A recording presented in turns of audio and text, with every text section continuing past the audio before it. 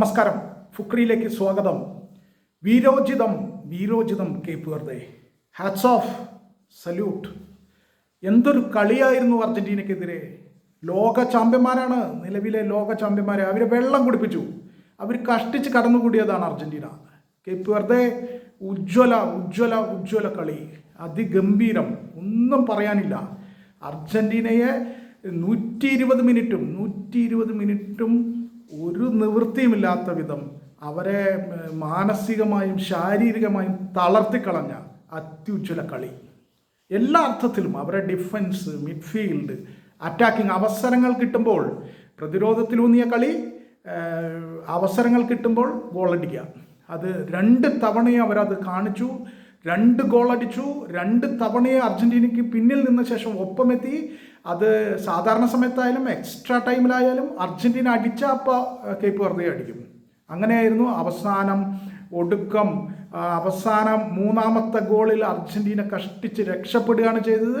Cape വെർദെയുടെ 2ാമത്തെ ഗോളൊക്കെ അടിച്ച Lopez കബ്രാൽ, എന്തൊരു ഗോളായിരുന്നു അതൊക്കെ.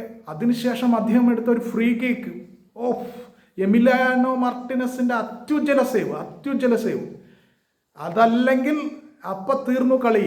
കേപ്പ് വെർദെ ജയിച്ചേനെ, അല്ലെങ്കിൽ കേപ്പ് വെർദെ ഒപ്പമെത്തിയനെ. ഷൂട്ടൗട്ടിലേക്ക് പോയാൽ കേപ്പ് വെർദെക്ക് തന്നെയായിരുന്നു സാധ്യത. എന്തായാലും അവസാന മിനിറ്റ് എമി മാർട്ടിനസിന്റെ അവസാന മിനിറ്റ് സേവുകളാണ് അർജന്റീനയെ രക്ഷപ്പെടുത്തിയത്. അത്യുജ്വലം എന്നേ പറയാനുള്ള കേപ്പ് വെർദെയുടെ കളി. അതിഗംഭീര കളി, ഒന്നും പറയാനില്ല. വീരോചിതം അതിഗംഭീരമായിട്ടാണ്. അത് ആദ്യ റൗണ്ടിലാണെങ്കിലും സ്പെയിനെ സമനിലയിൽ തളച്ചപ്പോഴായാലും, ഉറുഗ്വയ്ക്കെതിരെ 2 ഗോൾ അടിച്ച സമനിലയിൽ തളച്ചപ്പോഴായാലും, സൗദി അറേബ്യക്കെതിരെ കളിച്ചപ്പോഴായാലും അതിഗംഭീരമായിരുന്നു നിങ്ങളുടെ കളി. നിങ്ങളാണ് ഈ ലോകകപ്പിൻ്റെ താരങ്ങൾ, നിങ്ങളാണ് ഈ ലോകകപ്പിൻ്റെ ടീം എന്ന കാര്യത്തിൽ യാതൊരു സംശയവുമില്ല. അർജന്റീന കഷ്ടിച്ച് കടന്നുകൂടിയതാണ്, വേറെ ഒന്നും പറയാനില്ല. ആവേശകരം എന്ന് മാത്രമേ പറയാനുള്ളൂ.